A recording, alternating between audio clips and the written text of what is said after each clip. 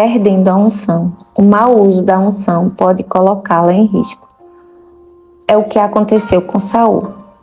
Em vez de abraçar por completo o mandamento daquele que o ungiu e ater-se ao propósito da unção, escolheu seguir seu próprio raciocínio, desprezando assim a palavra do Senhor. Não assumiu sua identidade de canal executor do juízo divino sobre Amaleque e tudo quanto lhe dizia respeito. Isso levou Deus a confidenciar a Samuel: arrependo-me de haver constituído Saul rei, porquanto deixou de me seguir e não executou as minhas palavras. 1 Samuel 15:11. Samuel transmitiu a Saul o sentimento de Deus em relação ao ocorrido. Porventura, sendo tu pequeno aos teus olhos, não foste por cabeça das tribos de Israel, e não te ungiu o Senhor rei sobre ele? Enviou-te o Senhor a este caminho e disse: vai e destrói totalmente estes pecadores, os amalequitas, e peleja contra eles, até exterminá-los, porque, pois, não atentastes à voz do Senhor, mas te lançaste ao despojo e fizeste o que era mau aos olhos do Senhor. 1 Samuel 15, do 17 ao 19. Saul tenta justificar-se. 1 Samuel 15, do 20 ao 21. Porém, Samuel disse: tem porventura o Senhor tanto prazer em holocaustos e sacrifícios, quanto em que se obedeça a sua palavra? Eis que o obedecer é melhor do que o sacrificar, e o atender melhor do que a gordura de carneiros. Porque a rebelião é como o pecado de feitiçaria, e a obstinação é como a idolatria e culto a ídolos do lar. Visto que rejeitaste a palavra do Senhor, ele também te rejeitou a ti, para que não sejas rei. 1 Samuel 15, do 22 ao 23. Porque Samuel falhou em assumir a identidade que a unção lhe conferia. Perdeu-a. Por fora perderia ser rei coroado, mas por dentro estava derrotado. Retirou-se dele o Espírito do Senhor, agente da unção. A unção de Davi. Deus escolhe Davi e envia Samuel a ungí-lo na casa do seu pai Jessé.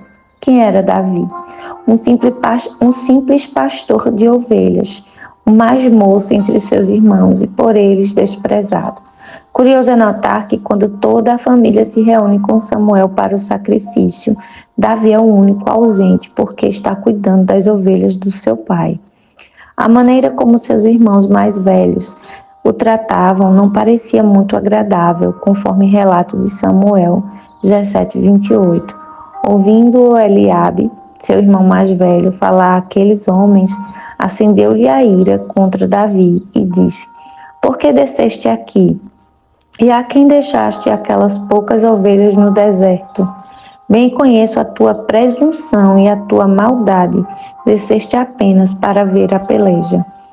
Mas quando todos os filhos de Jessé passam diante do profeta, vão sendo rejeitados um a um, pelo que Samuel lhe pergunta: acabaram-se os teus filhos?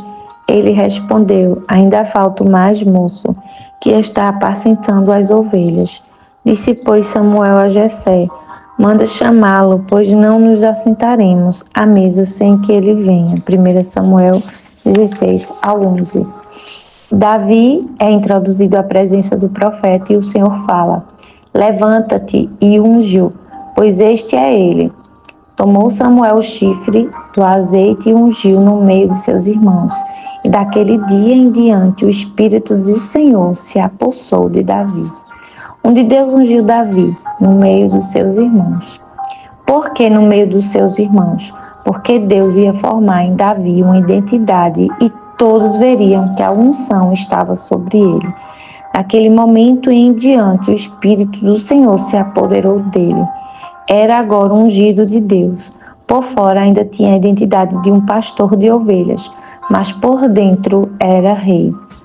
A atitude diante da unção. Agora temos uma situação peculiar. Saul ocupa o trono, mas Davi é quem tem a unção. Ambos foram separados e ungidos para serem reis. Sobre ambos desceu o Espírito que os mudou e lhes deu uma nova identidade. Será que a unção de Davi era superior à de Saul? Não. Deus não tem favoritos. A unção de Saul não foi inferior à de Davi. A diferença estava na atitude dos dois diante da unção.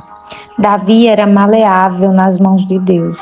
Quando recebeu o óleo sobre a sua cabeça, abriu seu coração para aquela nova unção e assumiu interiormente a identidade que lhe conferia, enfrentando o inimigo.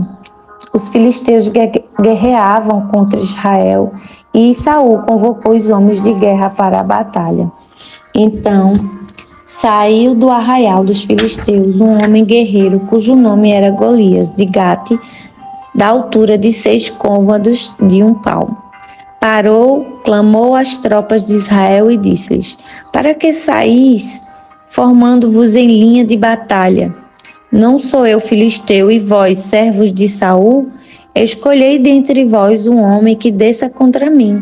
Se ele puder pelejar comigo e me ferir, seremos vossos servos. Porém, se eu o vencer e o ferir, então sereis nossos servos e nos servireis. 1 Samuel 17, 4, do 8 ao 9. Que desafio! Quem deveria enfrentar Golias? Certamente ungido do Senhor. Cumpria-lhe ir à frente do exército, estabeleceu o exemplo de fé em Deus e coragem na batalha. Cabia-lhe a incumbência de agir, demonstrando certeza da vitória, pois o Senhor dos exércitos era o comandante em chefe de Israel e o rei apenas seu canal. Como Saul, porém, reage, as escrituras testificam. O medo de Saul. Ouvindo Saul e todo Israel estas palavras do filisteu, espantaram-se e temeram muito. Por que Saul temeu? Porque perdera a identidade de rei e o Espírito do Senhor já não estava com ele. Não se via em Deus, perder a visão da aliança, esquecer as vitórias dos primeiros dias, quando a unção era bem presente.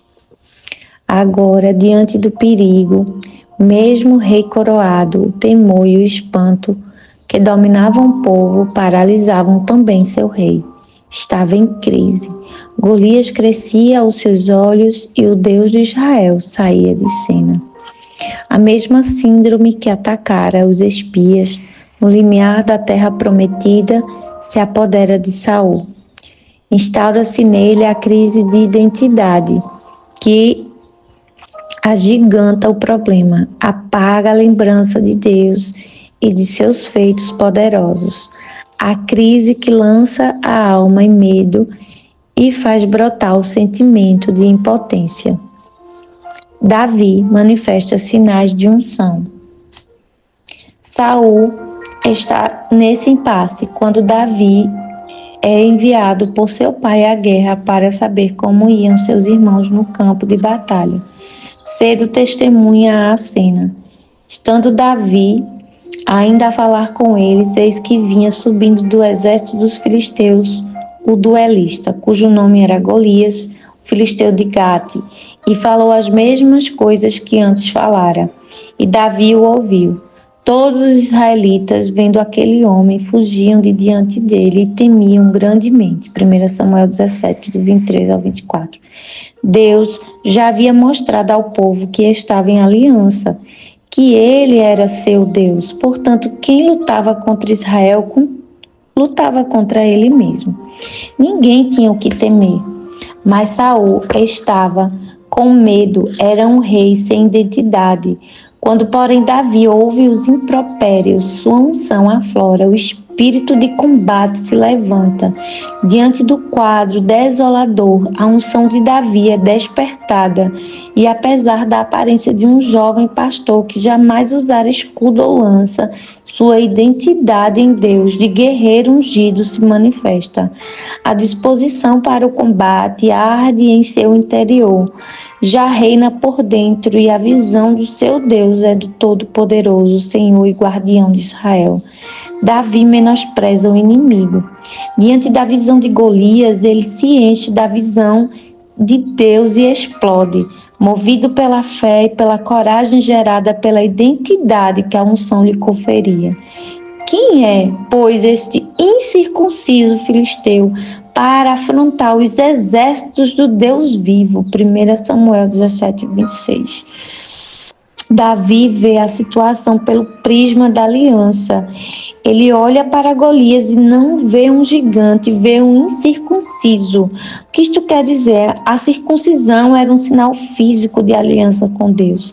A aliança implicava em que Deus era a defesa e proteção do seu povo. Deus estava no meio do povo e ele era pelo povo. Ninguém poderia destruir Israel enquanto fosse fiel à aliança.